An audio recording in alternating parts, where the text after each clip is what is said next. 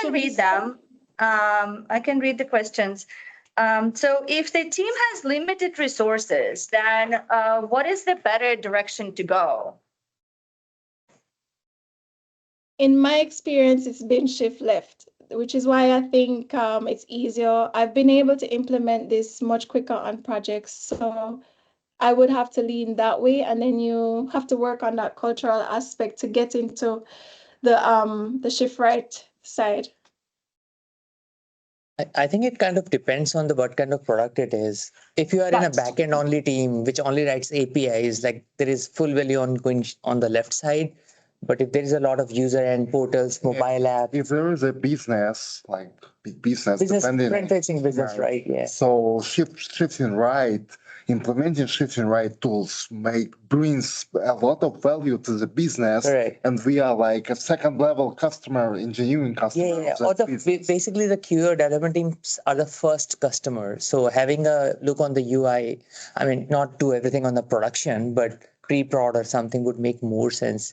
And I think you're right, Brittany, like it's a balancing act. Like the word I think you use is very accurate. It's a balancing act based upon which company, which product, what is the stage of your company and how much they want to invest it. With all these factors, I think your checklist definitely would help over there to decide where to invest more.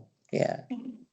Awesome. Yeah, I agree with you guys on that. It is very context specific, and that was something that I was struggling with coming in, but I realized, this is a space for us to have those kind of discussions depending on which project you have and what your team size is. So thanks for that. I'm trying to get the links for you guys in the chat. There was the whole discussion in chat of which shift left or shift harder to implement. And so some people said shift left is harder, some people said shift right is harder. Anyone wants to share their opinions, Brittany? Yeah, I commented on that. I mean, I think, Brittany, you're right. It's about balance. And we know that testing is context driven. And as people have just unmuted and said, well, it depends on this project or this project. So I think you're right to talk about a balance of the two. And you said, Brittany, that in your experience, that's the context qualifier. In your experience, left was easy. In my experience, Brittany, that little thing you threw away, like, oh, it's just culture. No, it's, well, yes. Try to change culture. Good luck with that, because subculture, there's something called subculture, and that they see culture eats strategy for breakfast. Have you heard that before?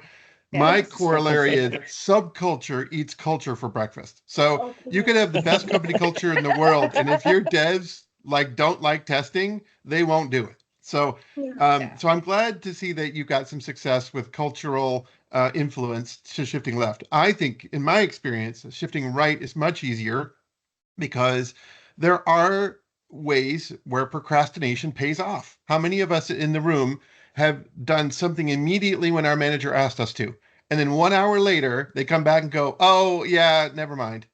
I just went to a meeting. It's like, oh, I wish I had just delayed." So there is efficacy in the delay. But what I like about what you've done here, Brittany, is, first of all, you got a couple of very striking visuals that I'd like to talk to you about borrowing. And I think you've got it right, though. It does, you qualified it with your experience. Shifting left was easier. And we do have to talk about, in any given context, what makes the most sense to do as testers, right? Where's our value most? Where is our value most in any given situation? And I think you've got some interesting things to talk about here in that respect. Awesome. Yeah, Jon, I agree with you on the culture thing, right? And so, again, it all depends. Some cultures are just hard to move, right? And some cultures you come in and they're like, oh, sure, we'll do it, right? So it kind of, again, depends on which company you end up with and which culture you end up with.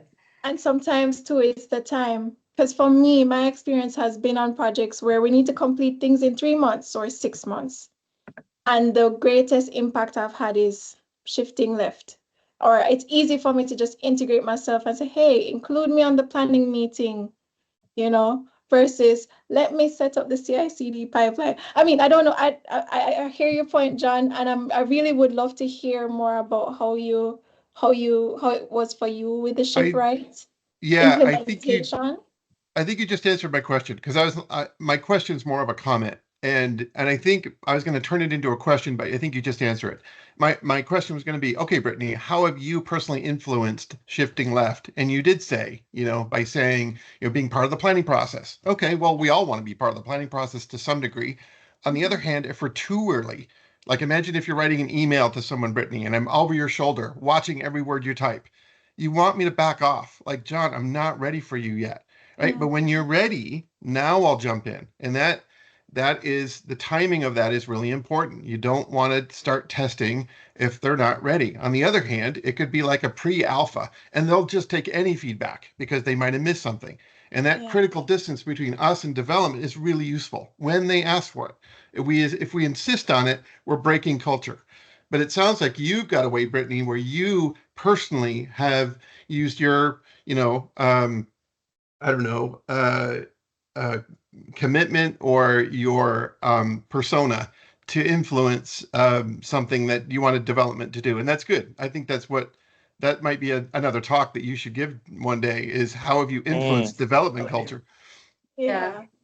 Yeah. I'm also looking for the next talk about your decision tree. I want to know more about that.